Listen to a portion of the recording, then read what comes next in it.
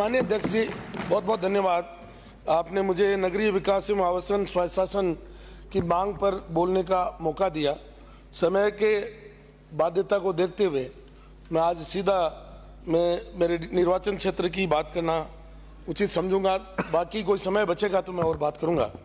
माननीय अध्यक्ष महोदय, अभी माननीय मंत्री जी की तरफ से शायद दूसरे मंत्री महोदय नोट कर रहे हैं। मैं आपको कहूंगा कि मोदी जी बार बार चर्चा करते हैं अमृतकाल की, और हम उनके अमृतकाल की योजनाओं का भी स्वागत करते हैं। अमृतकाल में डीडवाना को जो पैसा मिला, और मेरे से पहले जितने वक्ता बोले विशेष रूप से सत्ता पक्ष के, क्योंकि ये पक्ष तो पिछली बार सत्ता में खुद था, इसलिए ईओ, नगरपालिका चेयरमैन इनके अधिकार क्षेत्र में थे, तो जितने भ्रष्टाचार की बातें आ रही हैं वो इधर से ही आ रही हैं, और इधर से मंत्री जी जरूर सुनेंगे। मैं भ्रष्टाचार के 7 नमूने बताऊंगा। अमृतकाल का जो पैसा आया हमारे सिंगी तालाब, जीर्णोद्वार और कचौलिया तालाब का, उसमें जो उसकी डीपीआर थी उसके विरुद्ध काम हुआ। और पर्ची की जो बात की जाती है ना, पर्ची की, पर्ची सरकार, ये वास्तव में अगर कहीं देखना हो तो पिछले 5 वर्षों में डीडवाना में चला, एक घर से पर्ची आती थी, वो ईओ को पर्ची जाती, उसी को ठेका मिलता, ईओ को पर्ची जाती, उसी को सफाई का काम मिलता, ईओ को पर्ची जाती। यानी वास्तव में पर्ची का अगर किसी ने दुरुपयोग किया है तो वो तत्कालीन विधायक डीडवाना ने किया है, और उसकी अगर जांच हो गई तो मैं जिम्मेदारी से कह रहा हूं कि उसमें इतनी जबरदस्त कार्रवाई होगी कि नगर पालिका का दुरुपयोग। माननीय अध्यक्ष महोदय, हाँ वो आपने किया है, तो मैं माननीय अध्यक्ष महोदय, हाँ मैं नगरपालिका अधिनियम जवाब तो बोलते, नगरपालिका अधिनियम 2009 की बात करूंगा। माननीय अध्यक्ष महोदय, मैं नगरपालिका अधिनियम 2009 की बात करूंगा।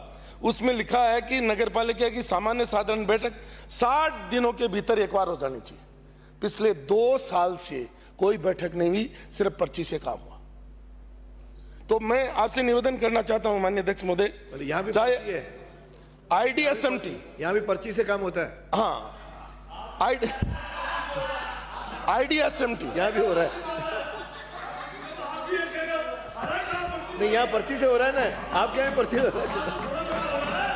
IDSMT, माननीय अध्यक्ष महोदय, IDSMT में एक 8 करोड़ 56 लाख का काम शुरू किया, 10 साल पूरे हो गए, और उस पैसे का जिस तरीके से दुरुपयोग किया गया, एक काम जो टाउन हॉल बन रहा है वो अधूरा पड़ा है, और उस पैसे को दूसरी तरफ डाइवर्जन कर दिया गया, और किस तरीके से उसका दुरुपयोग। सीवरेज परियोजना फर्स्ट और सेकंड दोनों में जो ओएनएम का काम जिनके पास, कंपनी के पास था, वो भी काम नहीं कर रही है, और जो अलाइनमेंट उनको बताया गया था डीपीआर में उसके अनुसार भी काम नहीं हुआ। माननीय अध्यक्ष महोदय, तो मेरा आपसे कहना है आपके माध्यम से कि हमारा पशु मेला जो था डीडवाना का, बहुत प्रसिद्ध पशु मेला था, उसमें आज सारा सीवरेज का पानी जाकर के गिर रहा है। इसलिए मेरा आपके माध्यम से मंत्री जी से निवेदन है कि इस पर मतलब जो है कार्रवाई करें।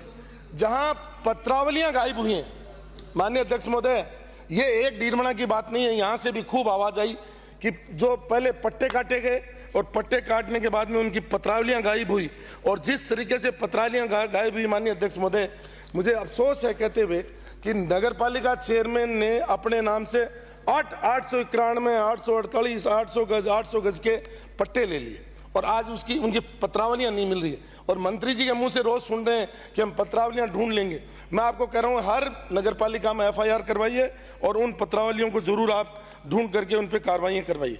एक माननीय अध्यक्ष महोदय, अब्दुल रहमान वर्सेज सरकार में जो पायथन की जमीनें थी उनको भी इन्होंने नहीं बख्शा, उस पर भी इन्होंने एक बस स्टैंड जो है बना डाला, और उस बस स्टैंड में माननीय अध्यक्ष महोदय दुकानें बेचती लगभग 14 करोड़ की, पैसा कलेक्ट कर लिया, और उस पैसे, वो पैसा आज नगरपालिका के खाते में नहीं है, उस पैसे को भी बांट करके खा गए।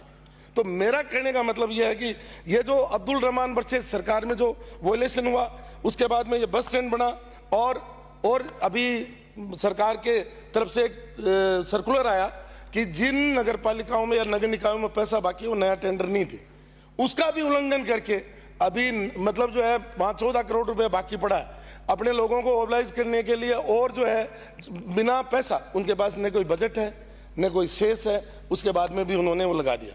मेरा ये कहने का चाहे कचरा निस्तारण की बात हो चाहे कोई और हो, तो मेरा आपके माध्यम से इतना ही कहना है कि सारे विषय मैं लिख करके माननीय मंत्री जी को दे दूंगा। मंत्री जी जो है इस पर थोड़ी सी कार्रवाई करा दें, यही मेरा निवेदन है।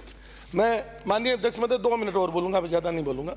मैं आपके माध्यम से ये कह रहा हूँ कि आज की तारीख में 30% जनसंख्या शहरों में रहती है। 1 मिनट में और शहरीकरण आज की तारीख में विकास का पर्याय बन चुका है। शहरीकरण आज की तारीख में विकास का पर्याय बन चुका है।